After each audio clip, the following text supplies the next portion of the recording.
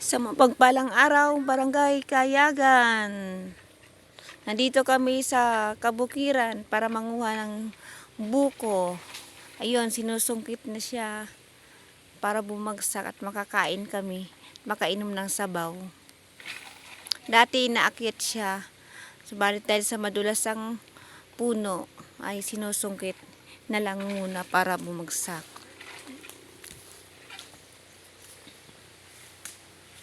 Ito nga palang aking mga kasama, ang aking mga pamangkin. Ayun. Ang buko. Bumagsak na. Ito pa. Napakaganda ng at napakatahimik sa bukid. Wala kang maririnig na ingay, kundi yung huni ng ibon at kaluskos ng mga dahon. May papakita ko sa inyo na kung paano kinukupras ang niyog.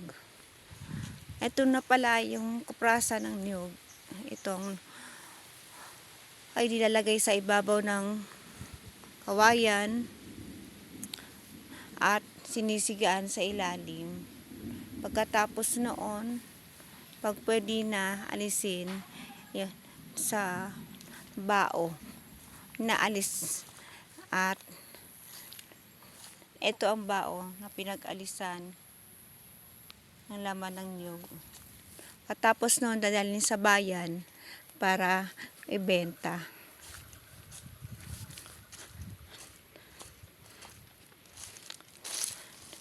At itong mga niyog naman na ito ay tinatanim naman ito sa mga bakanting lote para hindi mawala, tumandaman ang niyog at hindi magbunga, ay merong susunod na puno na magbubunga ng niyog.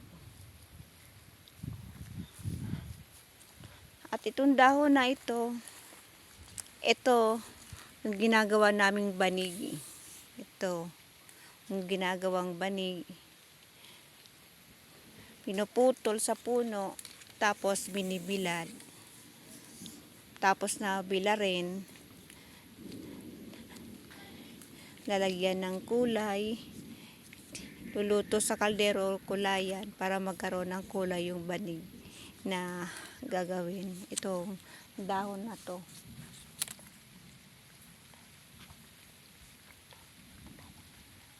Anong tawag? Ang tawag sa amin itong dahon na to na ginagawa banig ay romblon. Ayun siya, oh. Yan.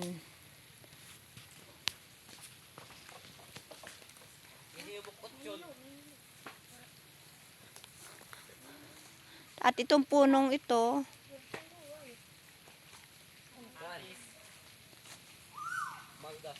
ay puno ng mangga. Wala pang bunga.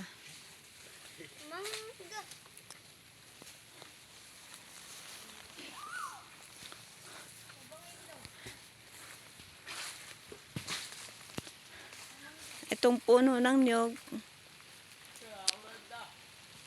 nabuwal na siya, mabubuwal na.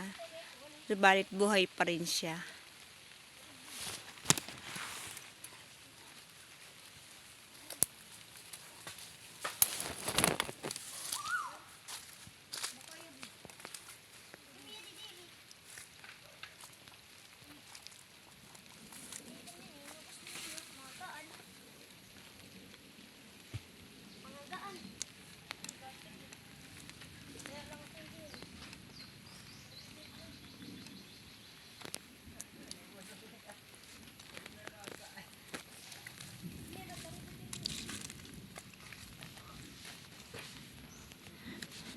At itong dahon na to, ito naman yung pako na ginugulay.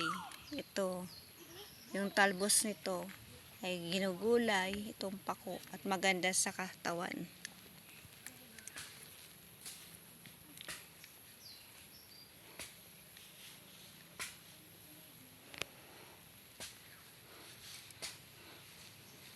At itong dahon na to, itong puno na to, ay tinatawag na is-is. Ito. Ginagamit to sa pagkuskus sa kaldero na may mga uling. Ito.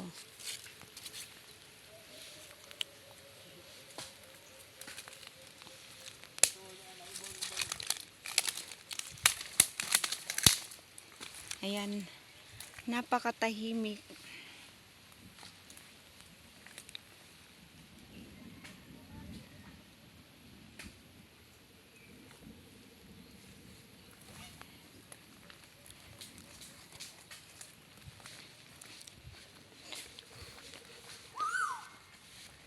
Ang ganda ng huni ng ibon. At ang puno ng is-is ay namulaklak na siya. Ayun. Ang ganda.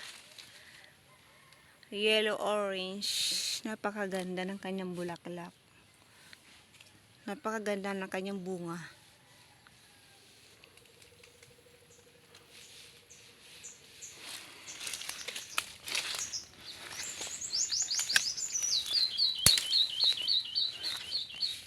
Ito naman, ito ay ginagamit namin pantali sa basket. Ito.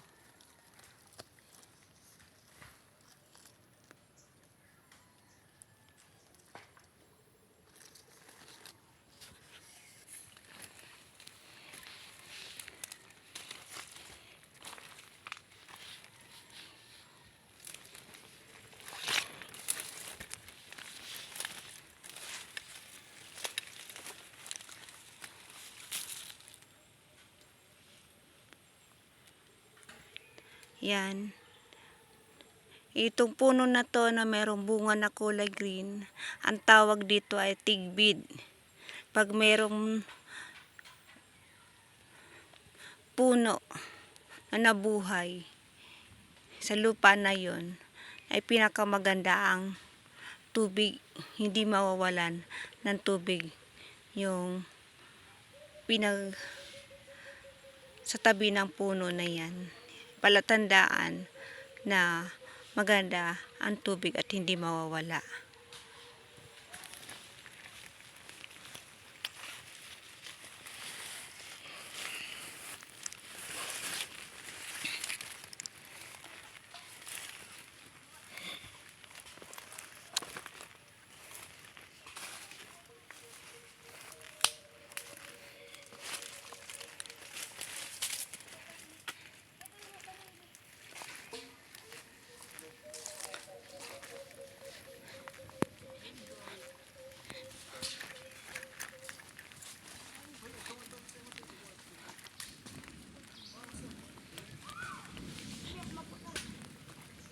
Iilan lang yan, yung mga nakita ko sa inyo dito sa kagubatan. Dahil hindi namin ito maikot. Dahil basa ang lupa. Malambot ang lupa at ang basa ang mga halaman na naandito. At ito na pala yung nakuha namin na buko. Eto. Ayan. Wala si Tita Wan. Ito. Ayan. Tara. Kain na tayo ng buko. At uminom ng malamig na sabaw.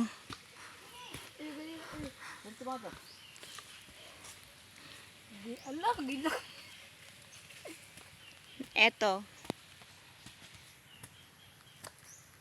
Ang sarap ng buko. Tara, kaya tayo na.